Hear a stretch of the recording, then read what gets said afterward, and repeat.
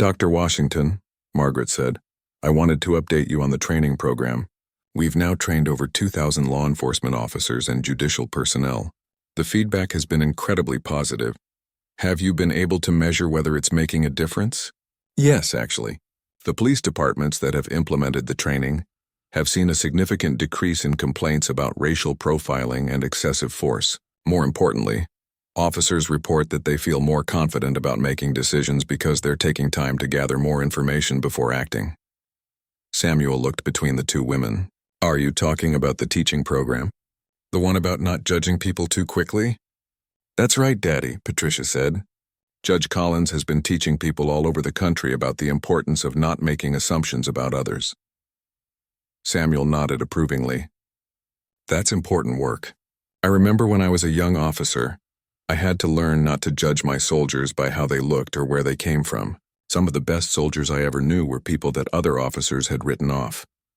Margaret had heard variations of this story before, but it always moved her. General Washington, what was the most important lesson you learned about leadership? Samuel thought for a moment. That every person has value, and every person has something to contribute. My job as a leader wasn't to judge people. It was to help them become the best version of themselves.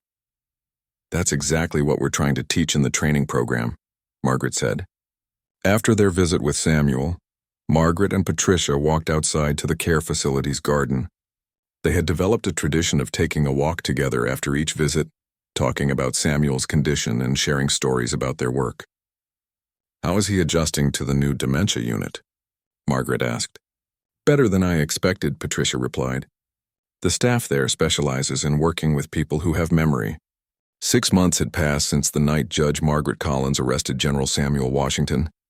The unconscious bias training program she had developed was now being used in police departments and courthouses across 3 states. But for Margaret, the most important change had been in her own life and her relationship with the Washington family.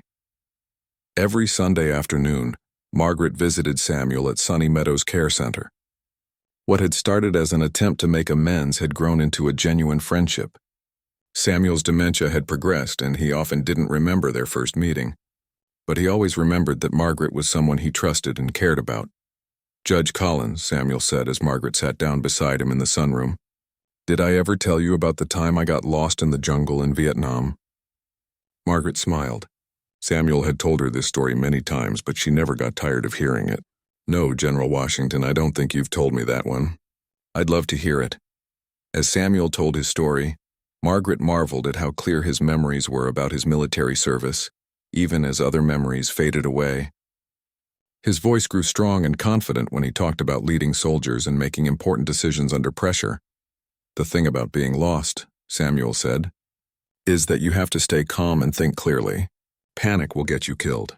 You have to look for landmarks, listen for sounds that tell you which direction to go, and most importantly, you have to trust the people who are with you.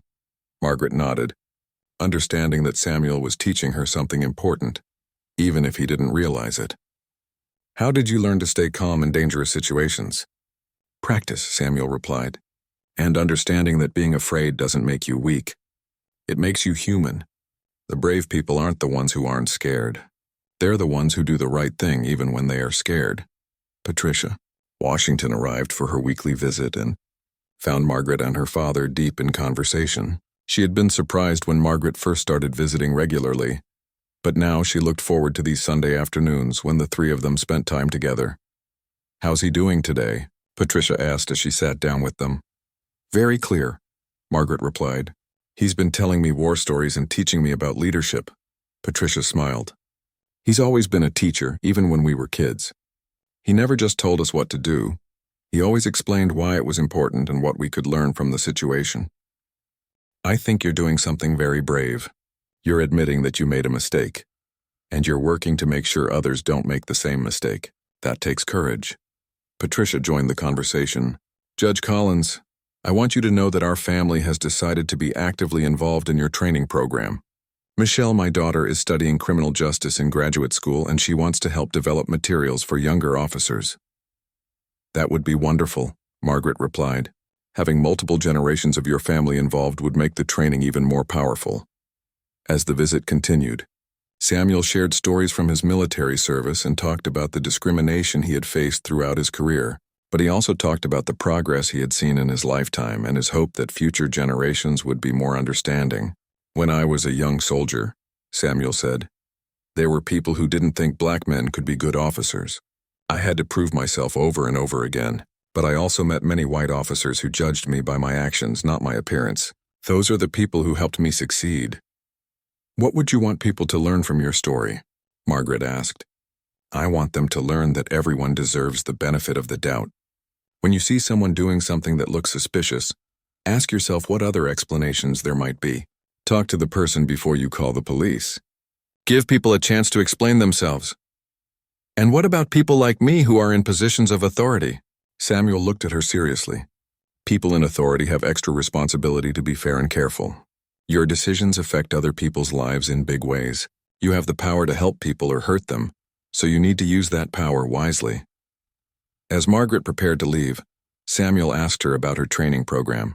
"When will you start teaching it?" "Next month. We're starting with the police department and then expanding to include judges, prosecutors, and defense attorneys. I hope you'll remember to tell them that making mistakes doesn't make someone a bad person. What makes someone a bad person is refusing to learn from their mistakes." Margaret promised she would include that message in every training session. As she drove home from the care facility, she thought about how much she had learned from Samuel Washington. He had taught her about forgiveness, about the importance of seeing beyond first impressions, and about the courage it takes to confront your own biases. Most importantly, he had shown her that the most heroic people often look nothing like what society expects heroes to look like. Real heroes, she realized, were often elderly people in care facilities, homeless veterans struggling with mental illness, and other ordinary-looking people who had done extraordinary things. Margaret knew that the training program was just the beginning.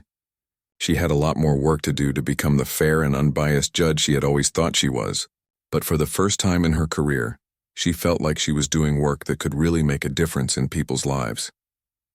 Judge Margaret Collins sat alone in her office that evening, long after everyone else had gone home. The events of the day kept replaying in her mind. She couldn't stop thinking about Samuel Washington's kind eyes and his gracious forgiveness. Most of all, she couldn't stop thinking about her own actions and what they revealed about her unconscious biases. Margaret had always considered herself to be fair and unbiased. She had worked hard to become a federal judge, and she took pride in treating all people equally under the law. But today had shown her that fairness in the courtroom didn't automatically mean she was free from prejudice in her personal judgments. She picked up her phone and called her sister Linda, who lived in California. Linda was a social worker who had always been more aware of issues around race and inequality than Margaret was. "Linda, it's Margaret. I need to talk to you about something that happened today." "What's wrong? You sound upset." Margaret told her sister the entire story, from seeing Samuel at the building to learning about his military service to apologizing at the jail. When she finished, there was a long silence on the other end of the phone. "Margaret," Linda said finally, "I'm proud of you for admitting your mistake and apologizing, but I have to ask, are you really surprised that this happened?" "What do you mean?" "I mean, you've lived your whole life as a white woman in positions of authority. You've probably never had to think about how your race affects the way people see you. But for Black Americans, especially Black men, being viewed with suspicion is a daily reality." Margaret felt defensive. "Linda, I'm not a racist. I've never treated people differently because of their race." "I'm not saying you're a racist, Margaret, but racism isn't just about intentionally treating people badly. It's also about the unconscious assumptions we make based on what we've been taught to expect from people who look different from us." Margaret was quiet, thinking about her sister's words. "So you think I arrested Samuel Washington because he was Black?" "I think you arrested him because when you saw a Black man in old clothes near a government building at night, your mind immediately went to criminal instead of considering other possibilities. If you had seen a white man in a business suit doing the same thing, would you have called the police so quickly?" Margaret had to admit that she probably wouldn't have. She might have assumed the white man was an employee working late or someone who had legitimate business there. She wouldn't have immediately thought break-in attempt. "Linda, what can I do to make sure this never happens again?" You can start by educating yourself about unconscious bias and how it affects decision-making. You can also use your position as a judge to help other people in the legal system recognize their own biases. After talking with her sister, Margaret spent hours researching unconscious bias online. She read about studies showing how people of all races often made snap judgments about others based on appearance, and how these judgments were influenced by stereotypes they had absorbed from society. She learned that unconscious bias wasn't about being a bad person or intentionally discriminating against others. It was about the automatic associations that everyone's brain made based on cultural messages and past experiences. The key was becoming aware of these biases and learning to question first impressions. The next morning, Margaret called Detective Rodriguez to ask about Samuel Washington's condition. "He's doing well," Maria reported. "I spoke with his daughter yesterday evening. General Washington is back at his care facility, and his family is considering moving him to a unit that specializes in dementia care." "Detective, I've been thinking about what happened and I want to do something positive to come out of this situation. Would you be interested in helping me develop a training program for law enforcement and judicial personnel about unconscious bias?" Maria was enthusiastic about the idea. "Judge Collins, I think that would be incredibly valuable. I've been a detective for 6 years, and I've seen how assumptions can lead to wrong conclusions in investigations. Do you think General Washington and his family would be willing to share their story as part of the training?" "I can ask them." Dr. Washington seemed very interested in making sure something positive came out of her father's experience. Margaret also called Colonel Patterson to discuss her idea for bias training. The colonel was supportive and offered to help connect her with other military families who had experienced similar situations.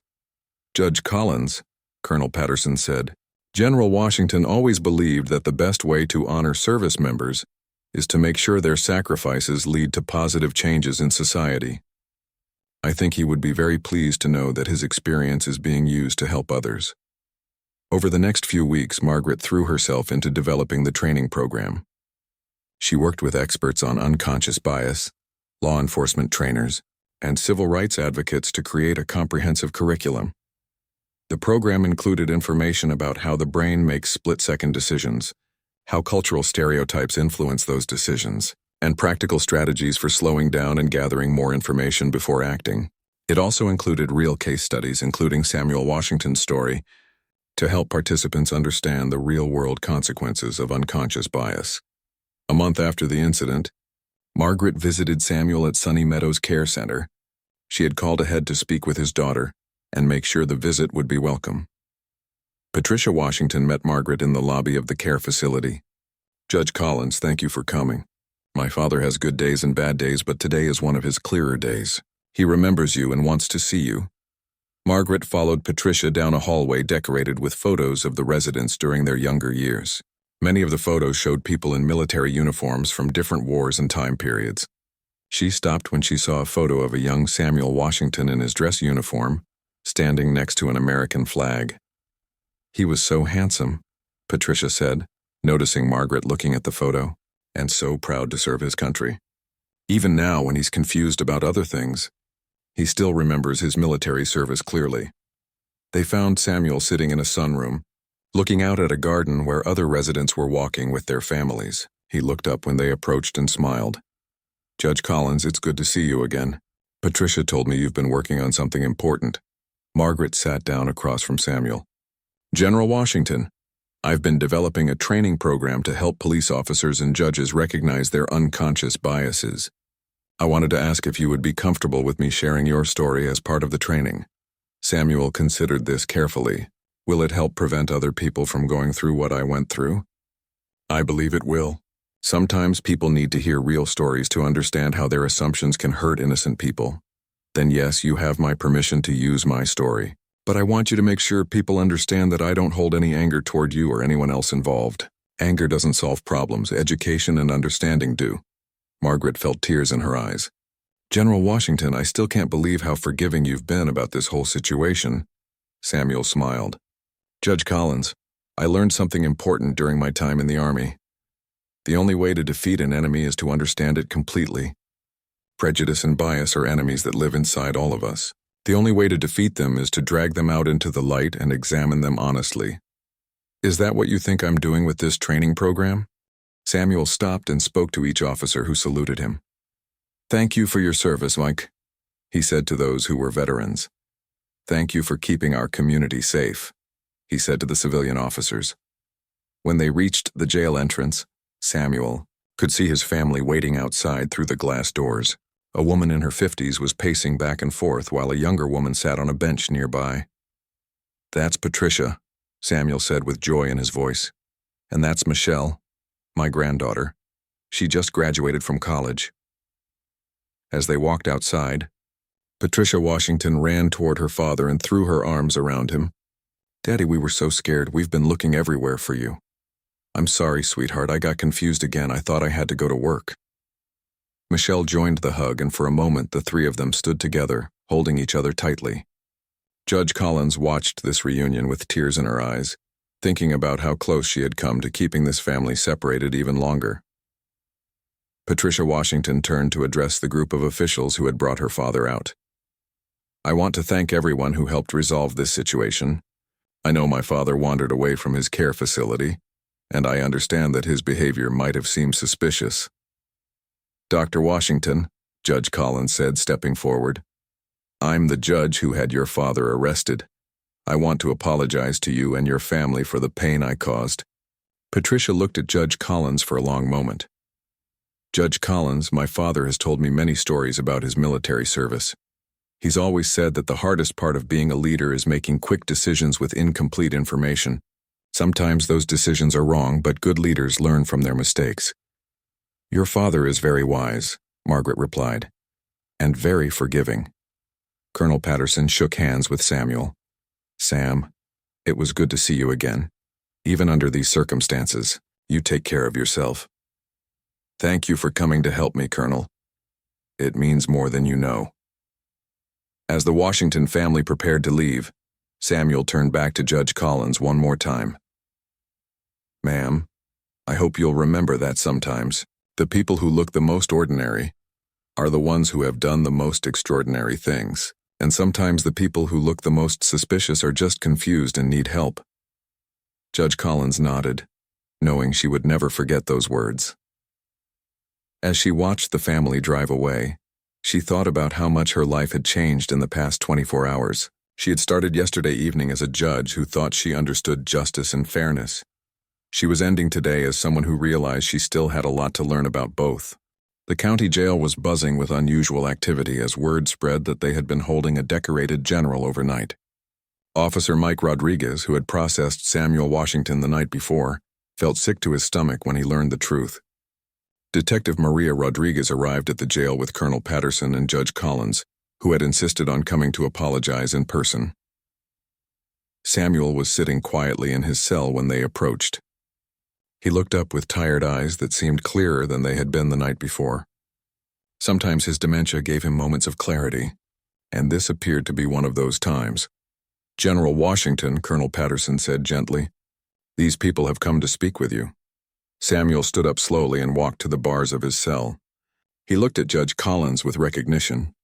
You're the lady from last night, the one who called the guards. Margaret felt her throat tighten with emotion. Yes, General Washington. I'm Judge Collins. I came here to apologize to you. Apologize? For what? Samuel seemed genuinely confused. For having you arrested. I made a terrible mistake last night when I saw you at the government building. Samuel looked thoughtful. I remember being confused about where I was. Sometimes my mind plays tricks on me. I thought I was supposed to be at work, but I couldn't remember why the building looked different. Colonel Patterson stepped closer to the cell. Sam, do you remember what year it is today? Samuel paused and rubbed his forehead. It's 2025, isn't it? October 2025, I remember now. I live at Sunny Meadows, and Patricia visits me every Sunday. His face grew sad. I have a sickness that makes me forget things. That's right, Colonel Patterson said softly. Your dementia sometimes makes you confused about time and place. Samuel looked at Judge Collins again. Ma'am, I think I understand what happened. You saw an old black man in dirty clothes trying to get into a building at night, and you thought I was a criminal. Margaret felt tears forming in her eyes. Yes, that's exactly what I thought. I'm so ashamed of my assumptions. Judge Collins, Samuel said with dignity. I spent 40 years in the Army defending the right of Americans to be safe in their communities. You saw what you thought was a threat, And you acted to protect people. I can't fault you for that, but I was wrong about you. Completely wrong. Samuel smiled sadly.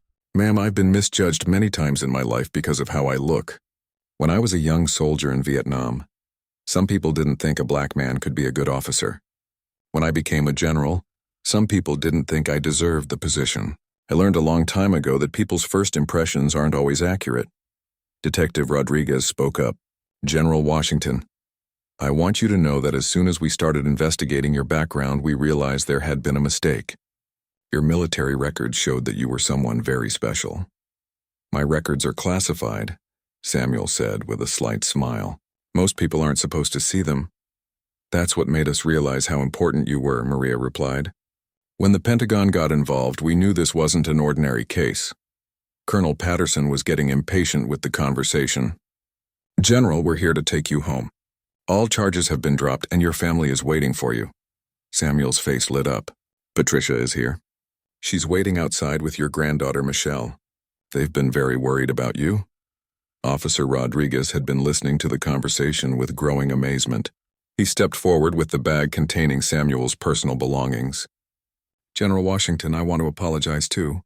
I processed your arrest last night and I should have realized those weren't burglar tools you were carrying. Samuel took the bag and looked inside at his old keys. These belonged to my office when I worked for Colonel Patterson. I keep them to remind me of the good work we did together. What kind of work did you do? Judge Collins asked. Colonel Patterson answered for Samuel. General Washington was in charge of personnel assignments for special operations units. He made sure the right soldiers got the right training and were sent to the right places. His work saved countless lives. Samuel nodded. I was good at matching people with jobs that suited their skills. The colonel always said I had a gift for seeing potential in people that others missed. Margaret thought about how ironic this was. Samuel had spent his career seeing the best in people, while she had looked at him and seen only a criminal. General Washington, she said, I want you to know that I'm going to learn from this mistake. I'm going to work to make sure something like this never happens again. How will you do that? Samuel asked with genuine interest. I'm going to volunteer my time to train police officers and other judges about unconscious bias. I want to help them understand how our assumptions can lead us to make wrong decisions about people. Samuel smiled. That sounds like important work. The colonel always taught me that our mistakes can become our greatest teachers if we're willing to learn from them. Colonel Patterson checked his watch. General, we should get you back to your family. They've been through enough worry for 1 week. As Officer Rodriguez unlocked Samuel's cell, Judge Collins stepped forward. General Washington, before you go, I want to ask you something. Do you forgive me for what I did? Samuel looked at her with kind eyes. Ma'am, there's nothing to forgive. You acted on what you believed to be true at the time. We all make mistakes when we don't have complete information. But I should have had complete information. I should have asked questions instead of making assumptions. Judge Collins, let me tell you something I learned in the Army. The most dangerous enemy is the one you don't see coming. But sometimes the most dangerous enemy is our own prejudices and fears. You faced that enemy today and decided to fight it. That takes courage. As they walked through the jail toward the exit, other officers and inmates stopped to watch. Word had spread quickly that they had been holding a Congressional Medal of Honor winner. Some of the officers stood at attention and saluted as Samuel passed by. Like what, Judge Collins? Like a homeless black man who must be up to no good? Margaret turned around, feeling defensive. That's not fair. I would have called the police on anyone I saw trying to break into a government building, regardless of their race. Would you? If you had seen a well-dressed white man in a business suit doing the same thing, would you have assumed he was a criminal, or would you have thought he might be an employee who was working late? Margaret didn't answer, but she knew Colonel Patterson was right. Her assumptions had been based on more than just Samuel's actions. His appearance, his age, his race, all of these had influenced her decision to call the police. Judge Collins, I understand that you were trying to protect government property, but your quick judgment has resulted in a war hero spending the night in jail like a common criminal. I didn't know, Margaret said quietly. How could I have known? You could have asked questions before calling the police. You could have spoken to him directly instead of watching from across the street. You could have considered that there might be innocent explanations for what you were seeing. Margaret sat back down at her desk, feeling overwhelmed. What do you want me to do now? I want you to drop all charges against General Washington immediately and release him to my custody. His family has been searching for him since he wandered away from his care facility 2 days ago. They're frantic with worry. I can't just drop the charges without a hearing. There are procedures that have to be followed. Colonel Patterson leaned forward in his chair. Judge Collins, with all due respect, you made a mistake. A serious mistake that has caused great harm to a man who gave 40 years of his life serving this country. The least you can do is fix it as quickly as possible. Margaret knew he was right, but her pride was getting in the way. If she dropped the charges now, it would be admitting that she had been wrong to arrest Samuel in the first place. Other judges, lawyers, and police officers would question her judgment. I'll hold the hearing as scheduled, she said finally. But I'll make sure it's brief and that Mr. Washington, General Washington, is treated with appropriate respect. Colonel Patterson stood up, clearly frustrated. So you're going to put a war hero through the humiliation of a criminal trial because you don't want to admit you made a mistake?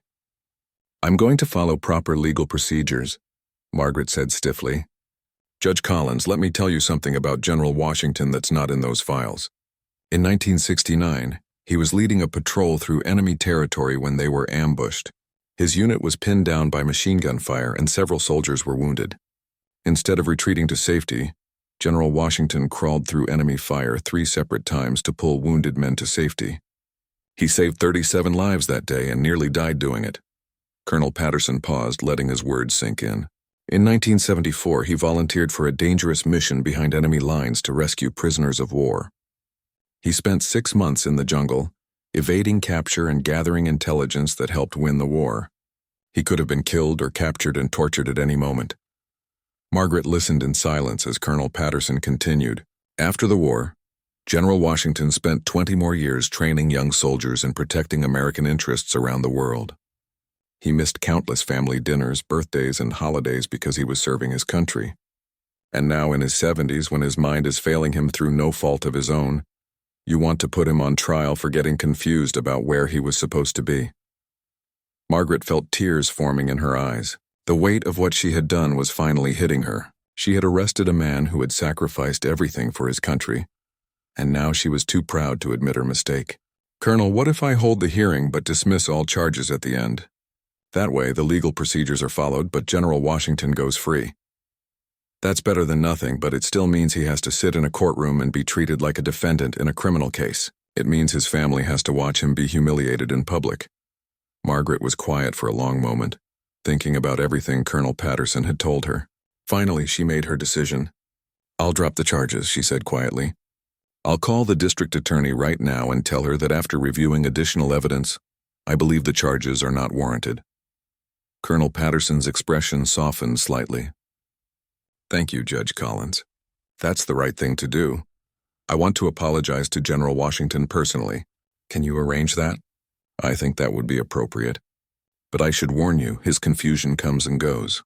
Sometimes he's very clear about what's happening, and sometimes he thinks it's still 1985. You need to be prepared for either possibility. Margaret nodded. I understand. Colonel, can I ask you something? How long have you known General Washington? I've known Sam for 40 years. He was my commanding officer when I was a young lieutenant. He taught me everything I know about leadership and honor. He's one of the finest men I've ever known. And now I've treated him like a criminal, Margaret said sadly. Judge Collins, everyone makes mistakes.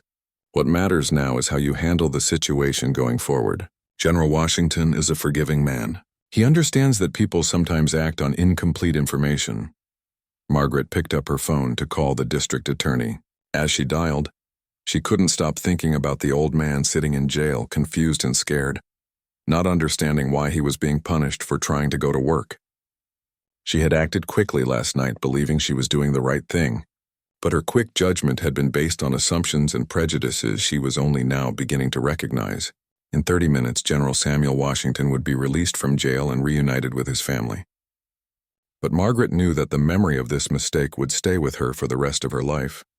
She had learned a hard lesson about the danger of making assumptions about people based on their appearance. Most importantly, she had learned that sometimes the most heroic people look nothing like what we expect heroes to look like. Judge Margaret Collins was in her office reviewing the morning's cases when her secretary knocked on the door. It was just past noon, and Margaret was preparing for the afternoon court session.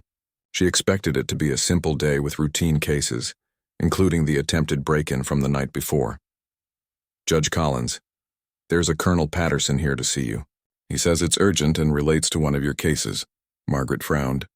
She didn't like unexpected visitors, especially when she had court starting in 2 hours. "Did he say which case?" "The Samuel Washington case, ma'am." Margaret's interest was sparked. Maybe this colonel had information about the old man's background. She had been wondering all morning if Samuel Washington really was a veteran like he claimed. "Send him in." Colonel Patterson entered Margaret's office with his military bearing on full display. His uniform was perfectly pressed, and his rows of decorations caught the light from the window. Margaret had seen military officers in her courtroom before, but rarely one with so many honors. "Judge Collins, I'm Colonel James Patterson from the Pentagon. I'm here to discuss the case of Samuel Washington, who was arrested last night."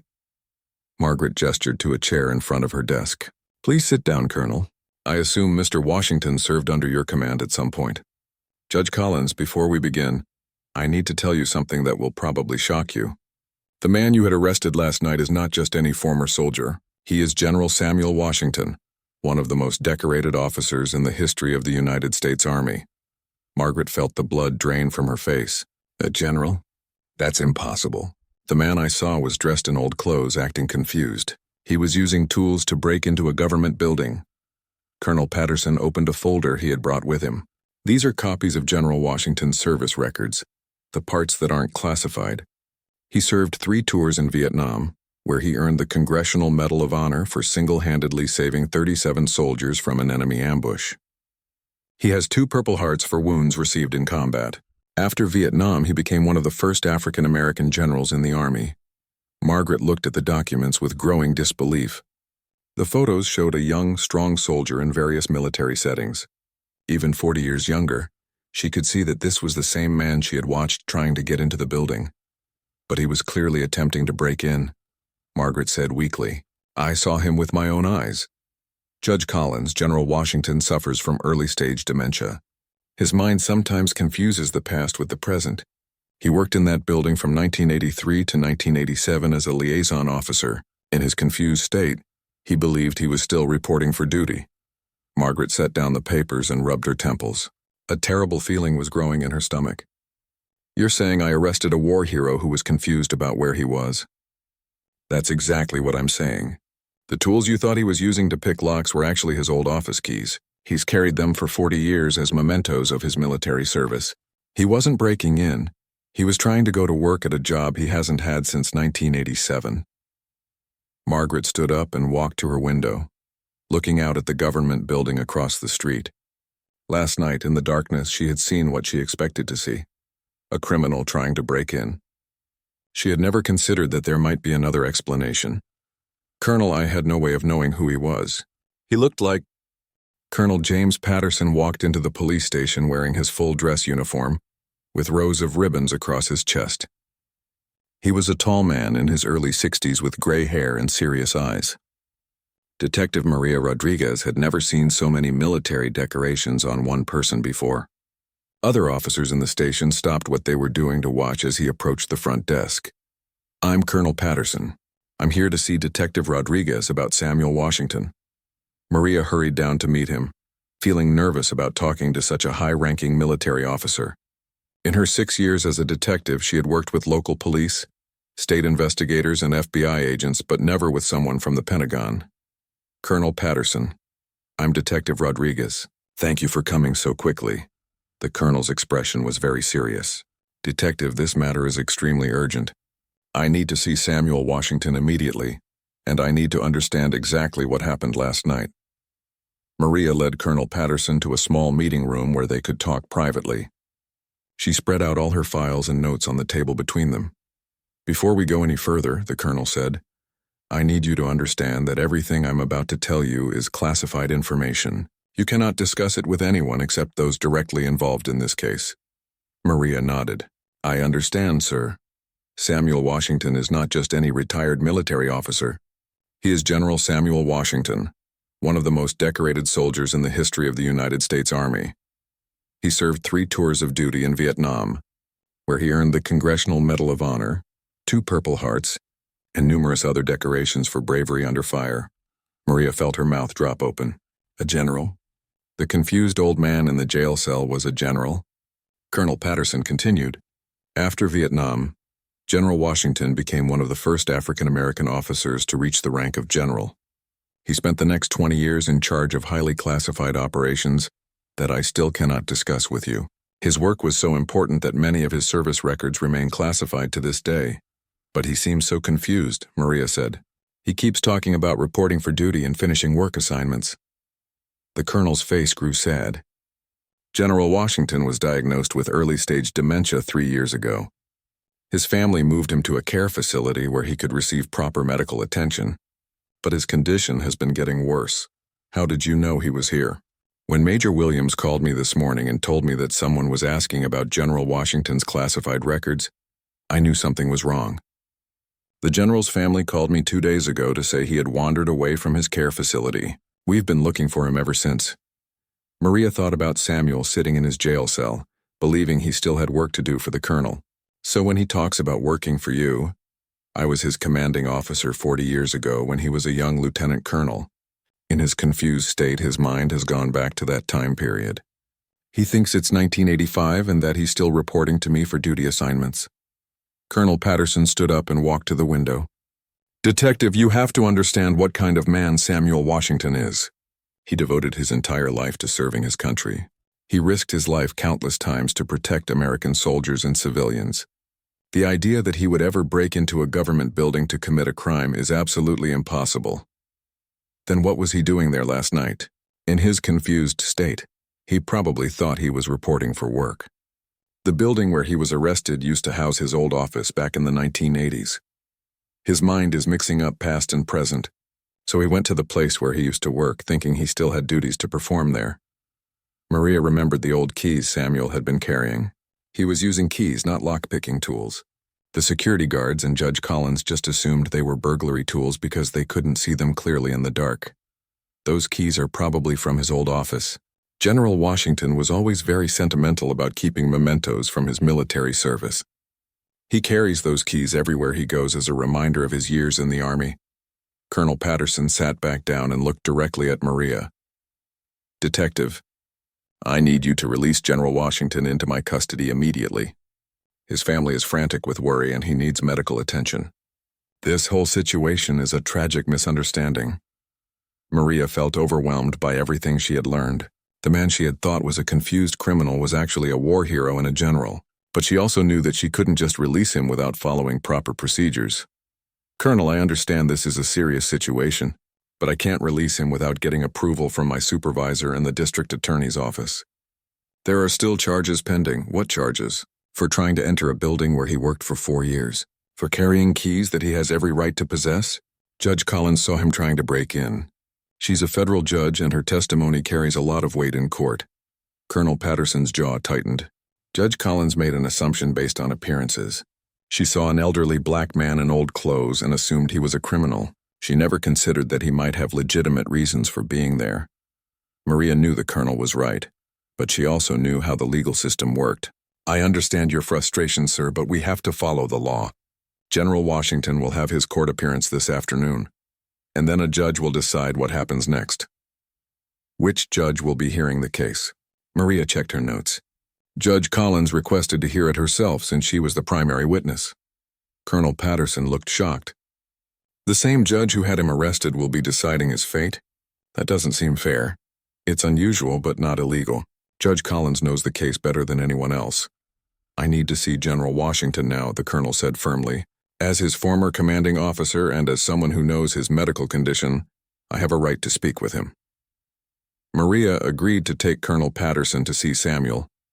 As they walked through the jail, she explained about Samuel's confusion and his belief that he was still on active duty.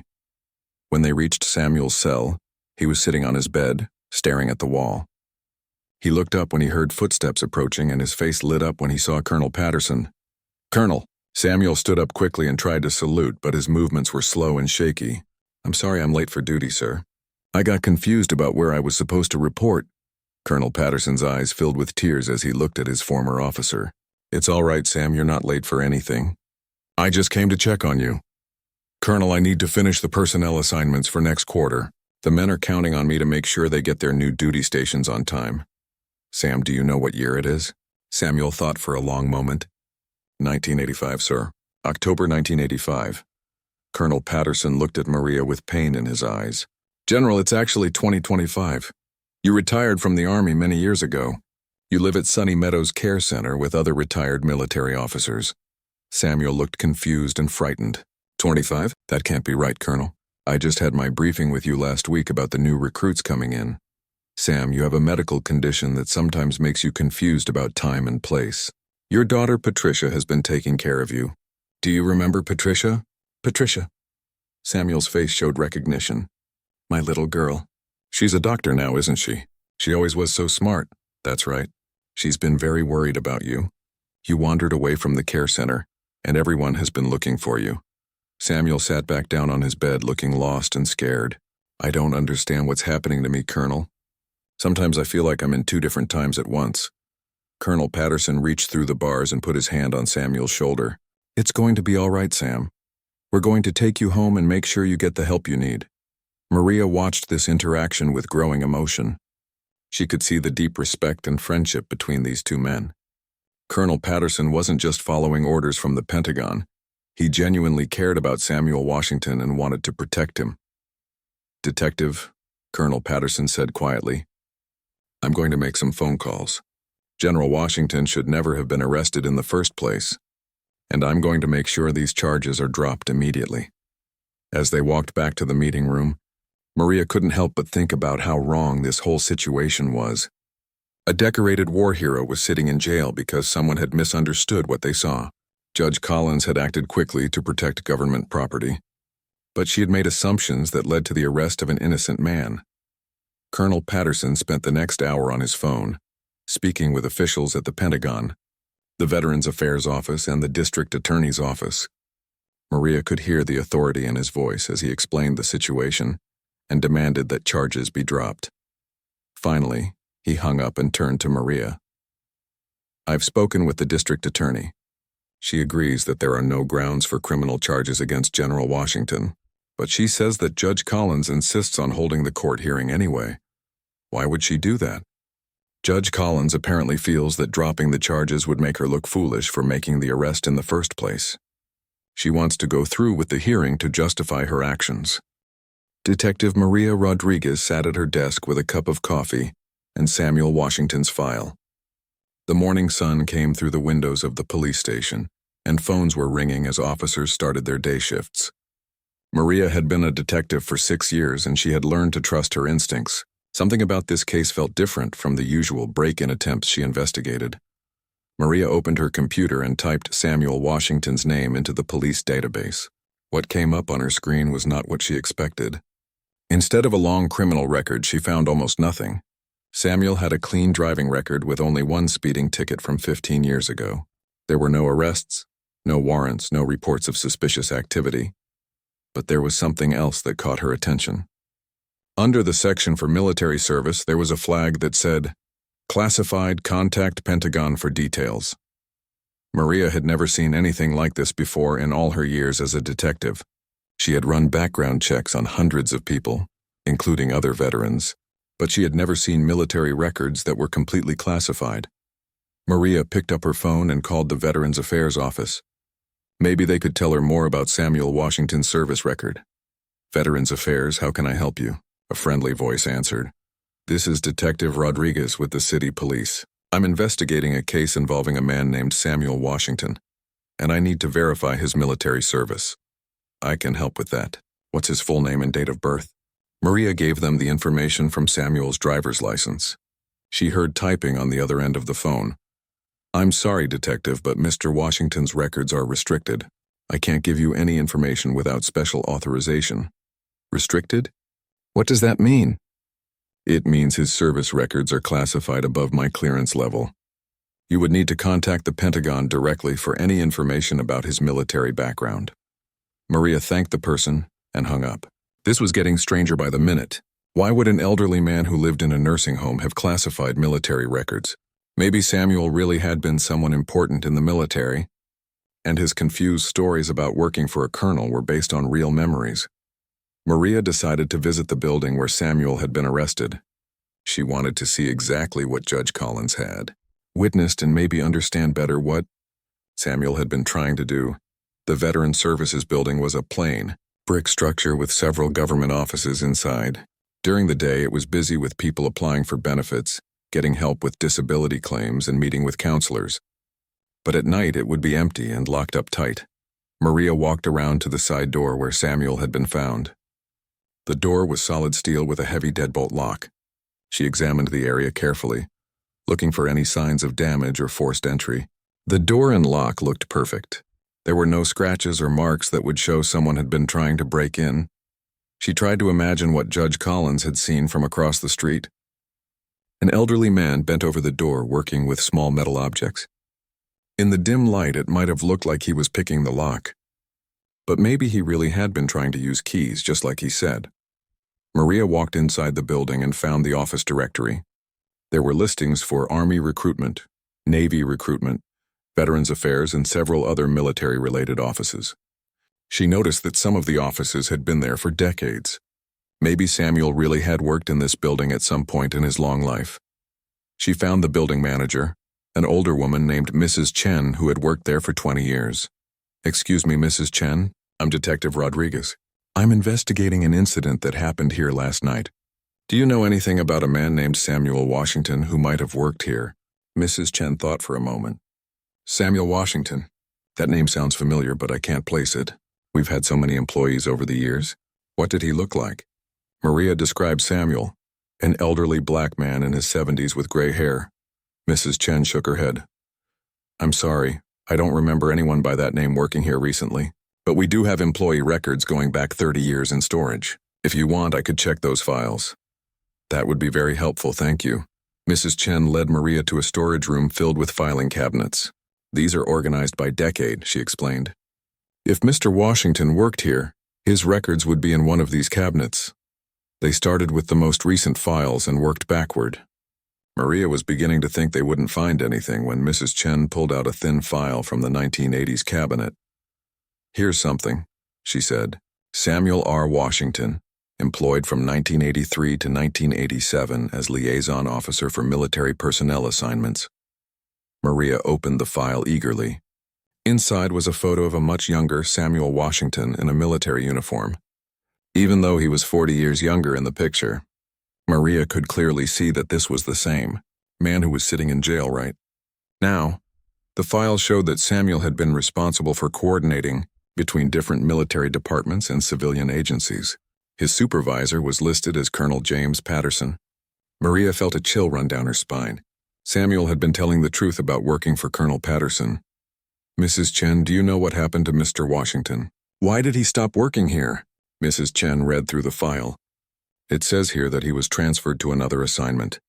There's no other information about where he went or why."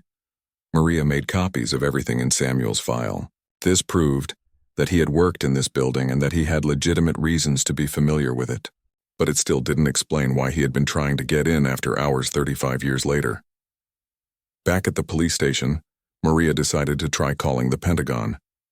She had never contacted them before and wasn't sure who to ask for. But she had to try. After being transferred through several different departments, she finally reached someone who seemed to know what she was talking about. "This is Major Williams. I understand you're calling about Samuel Washington?" "Yes, sir. I'm investigating an attempted break-in, and Mr. Washington's military records are classified. I need to understand his background to determine if charges should be filed." There was a long pause on the other end of the phone. "Detective, can you give me your full name, badge number, and the phone number for your department? I need to verify your identity before we can discuss this matter." Maria gave him all the information he requested. Major Williams said he would call her back within an hour after confirming who she was. While she waited, Maria went back to talk to Samuel in his cell. She found him sitting quietly, staring at his hands. He looked up when she approached. "Mr. Washington, I found records showing that you did work at the Veteran Services Building in the 1980s. You worked for Colonel Patterson." "Just like you said." Samuel's face brightened. "You found my personnel file. Good. That should clear up this whole misunderstanding. Can you tell me why you went to the building last night? You haven't worked there for over 30 years. Samuel looked confused again. 30 years? That can't be right. I was just there last week for the monthly briefing. He paused and rubbed his forehead. Or maybe it was last month. Time gets mixed up sometimes. Maria sat down in the chair across from his cell. Mr. Washington, do you remember retiring from the military? Retiring? Samuel looked shocked. I'm not retired. I still have work to do. The colonel is counting on me to finish the personnel assignments for next quarter. Maria realized that Samuel's mind was stuck in the past. He thought he was still an active duty officer with responsibilities and duties to perform. That explained why he had tried to get into the building. In his confused state, he believed he still worked there. Her phone rang, interrupting her thoughts. It was Major Williams calling back from the Pentagon. Detective Rodriguez, I've confirmed your identity. Now I need to ask you some very important questions about Samuel Washington. Where is he now and what is his current condition? He's in county jail awaiting his court appearance this afternoon. He seems confused about time and place, like he might have dementia or other memory problems. This is very serious, Major Williams said. I need to contact my superior officers immediately. Can you guarantee that Mr. Washington will not be released or transferred anywhere without notification to this office? I can make sure of that, but can you tell me why his records are classified? What's so important about this case? I can't discuss details over the phone, but I can tell you that Samuel Washington is not just any retired military officer. His service record includes information that affects national security. I'm going to have someone there to speak with you in person as soon as possible. Major Williams hung up, leaving Maria with more questions than answers. She looked back at Samuel, who was lying down on his narrow bed, apparently taking a nap. What secrets was this confused old man carrying? And why was the Pentagon so interested in a simple break-in case? Maria spent the rest of the morning trying to piece together what she knew. Samuel had worked at the building where he was arrested, but that was decades ago. He was confused about time and seemed to think he was still on active duty. His military records were classified at a level she had never encountered before. And now the Pentagon was sending someone to talk to her about the case. The county jail was busy even at 10 o'clock at night. Officer Mike Rodriguez was working the intake desk when the security van pulled up outside. He had been doing this job for 8 years and had seen all kinds of people come through those doors. Drunk drivers, shoplifters, drug dealers, and sometimes just people who were in the wrong place at the wrong time. The 2 security guards walked in with an elderly black man in handcuffs. The old man moved slowly, his shoulders bent with age. His clothes were wrinkled and dirty, and his gray hair needed combing. But what caught Mike's attention was how calm the man seemed. Most people who got arrested were angry or scared or crying. This man just looked tired and confused. What do we have here? Mike asked as he opened his logbook. Attempted breaking and entering of a federal building, the first security guard said. Judge Collins witnessed it herself and wants to press full charges. Mike raised his eyebrows. Judge Collins was well known around the courthouse. If she said someone was breaking into a government building, it must be serious. What's your name, sir? Mike asked the old man. Samuel Washington, the man replied quietly. His voice was deep but shaky with age. Mike wrote the name in his book. Age? Samuel thought for a moment. 75, I think. What day is it? It's October 15th, sir. Tuesday night. Mike looked at him more carefully. Do you know where you are? Samuel looked around the jail intake area with its gray walls and bright lights. Yes, I'm in jail. But I don't understand why. The security guard explained what had happened. Samuel had been caught trying to pick the lock of the Veteran Services building. He had lock-picking tools in his possession. Judge Collins saw the whole thing and called for help. I wasn't picking locks, Samuel said slowly. I was using my keys. I always use my keys to get into the office. Sir, that building was locked for the night, the security guard said patiently.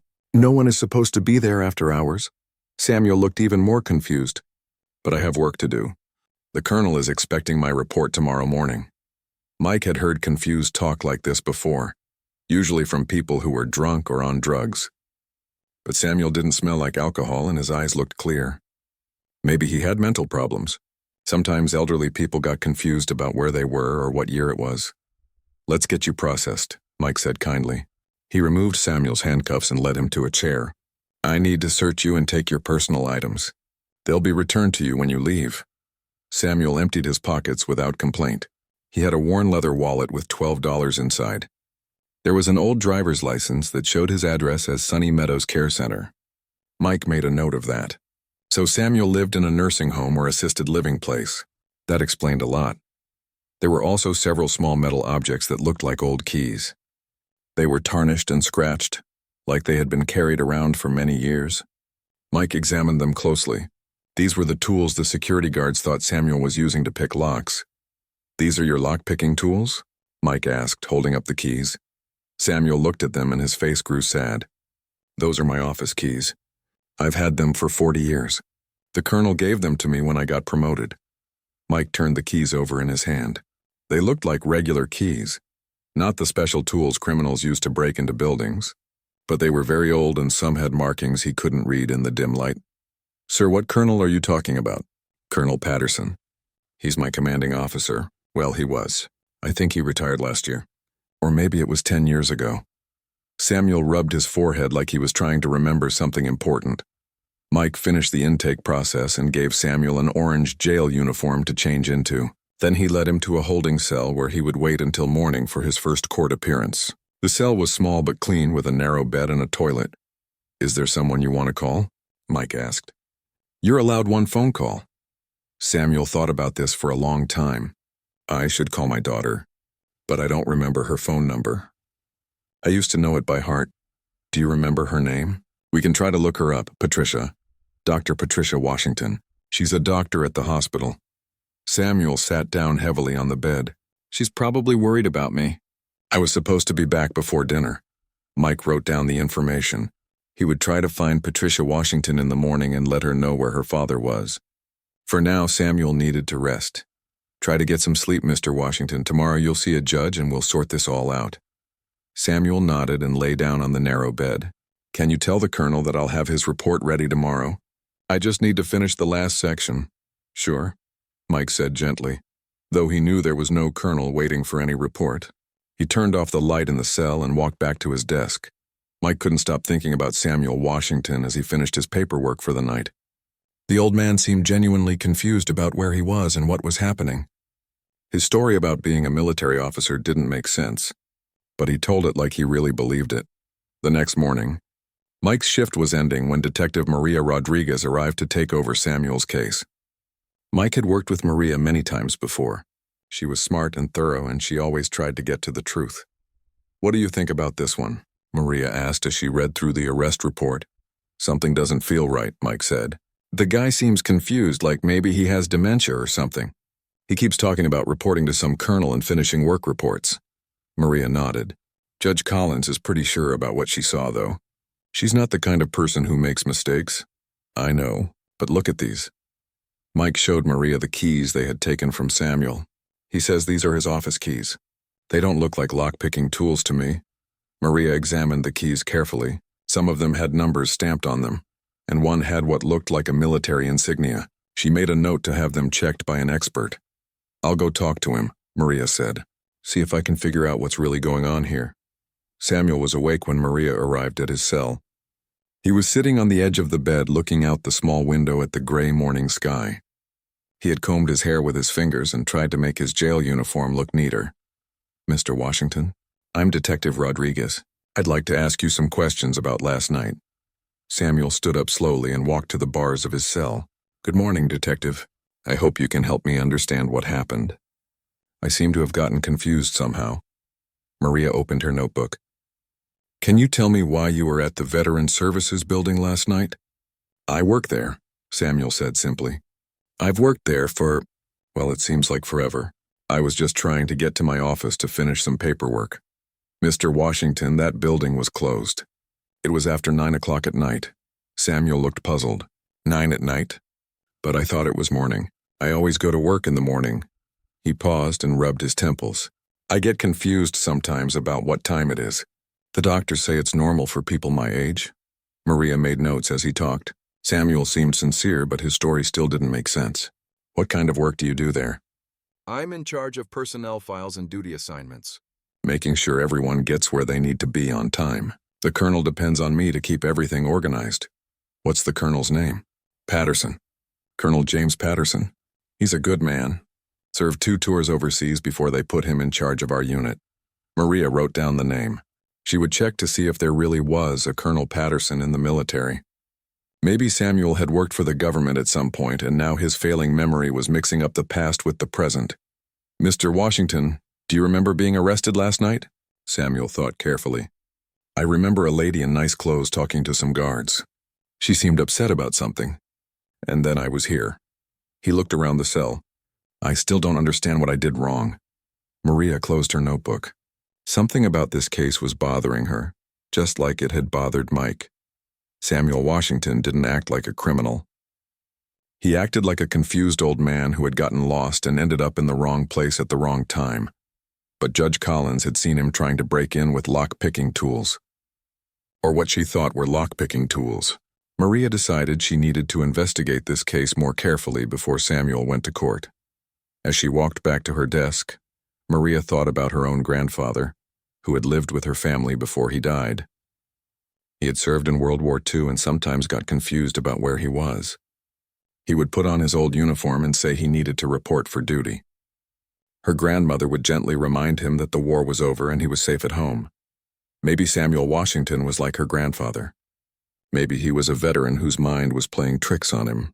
Maria decided to make some phone calls and see what she could find out about Samuel's background before his court appearance that afternoon. The clock on Judge Margaret Collins' office wall showed 9:30 p.m. She rubbed her tired eyes and looked at the pile of papers still waiting on her desk. Another long day at the federal courthouse was finally ending. Margaret had been a judge for 12 years now. She was known for being tough but fair. People respected her, but they also feared her strict ways. Margaret picked up her black leather bag and walked toward the door. Her high heels clicked on the marble floor as she made her way through the empty hallways. The courthouse was quiet now.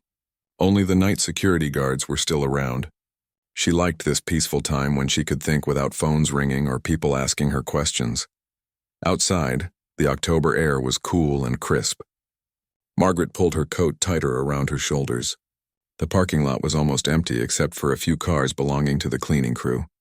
Streetlights cast long shadows across the pavement. She walked quickly toward her silver car, thinking about the hot bath she would take when she got home. As Margaret reached for her car keys, she heard a strange noise coming from across the street. She stopped and listened carefully. There it was again, a soft scraping sound like metal against metal. She looked toward the government building on the other side of the road. It housed several offices including military recruitment and veteran services. Margaret squinted in the dim light. She could see a figure near the side door of the building. It was an old man, bent over and working at something near the door handle. He appeared to be black, maybe in his 70s, wearing old clothes that looked like they had seen better days. His gray hair was messy and his jacket had holes in it. The man was holding something small and metallic in his hands. He kept pushing it into the door lock, turning it this way and that. Margaret's heart started beating faster. This looked like someone trying to break into a government building. She had heard about problems with homeless people trying to get into warm buildings during cold nights.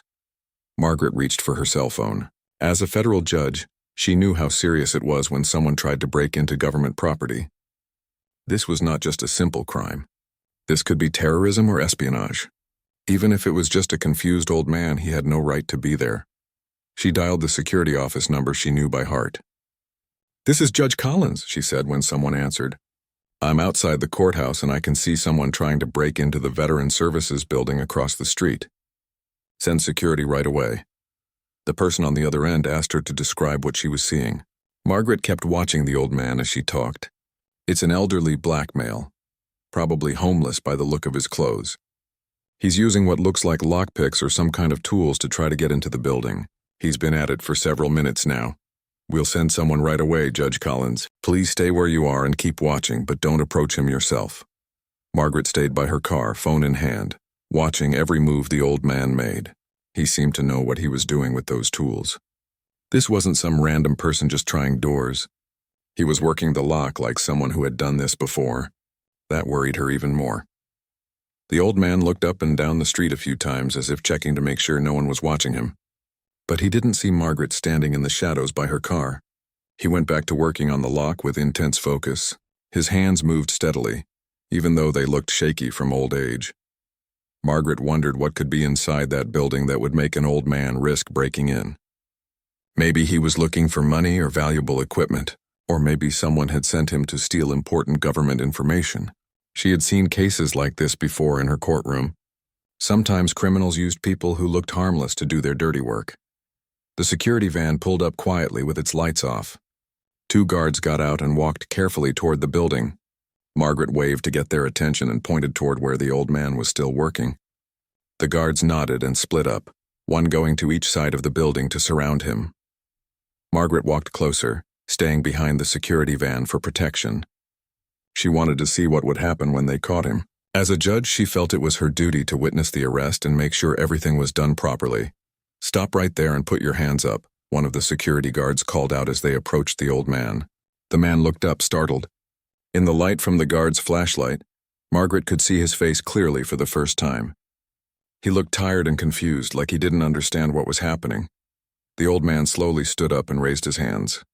"Ma'am," he said in a quiet voice, looking past the guards toward Margaret, "there's been a misunderstanding." Margaret stepped forward. "Sir, you were attempting to break into a federal government building. That's a serious crime." The old man looked at her with sad, tired eyes. "I wasn't breaking in, ma'am. I was just trying to get to my office." "Your office?" Margaret almost laughed. "Sir, this building is closed. It's after 9 at night and you were using tools to pick the lock." The man looked down at his hands, which were still holding several small metal objects. "These aren't... I thought..." He seemed confused and couldn't finish his sentence. The security guards moved closer. "Judge Collins will take him into custody now. Do you want to press charges?" Margaret looked at the old man again. He didn't look dangerous, just confused and lost. But the law was the law. Government buildings had to be protected. "Yes, I want to press full charges for attempted breaking and entering of federal property." The guards put handcuffs on the old man very gently. He didn't fight or try to run away. He just stood there quietly, looking more confused than angry. As they led him toward the security van, he turned to look at Margaret one more time. "Ma'am, my name is Samuel Washington. I served this country for 30 years. I would never do anything to hurt it." Margaret watched as they put him in the van and drove away. She felt satisfied that she had done the right thing. She had protected government property and caught a criminal in the act. Tomorrow she would make sure this case was handled properly in court. As she drove home, Margaret thought about the old man's words. Samuel Washington. The name didn't mean anything to her. Lots of criminals claimed to be veterans or heroes when they got caught. She had heard it all before in her courtroom. This was just another case of someone trying to make excuses for breaking the law. But something about the way he had said it stuck with her. There had been something in his voice, something that sounded like truth. Margaret shook her head. She was being too soft. The evidence was clear. She had seen him trying to break in with her own eyes. That was all that mattered.